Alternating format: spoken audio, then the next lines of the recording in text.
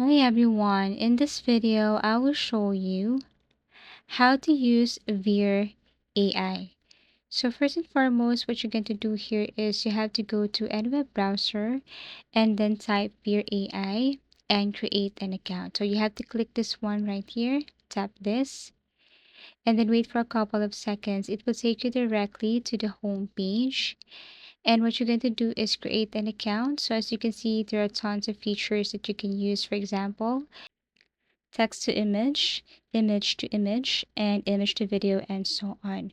Also, there are other tools right here. For example, if you want to simply compress your video, compress PDF and Word, there are other tools here aside from text to image and other AI features and options.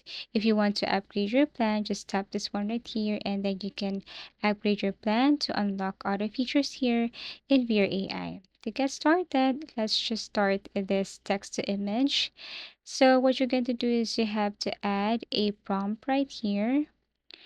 For example, I'm going to use this prompt and then below you can set any changes.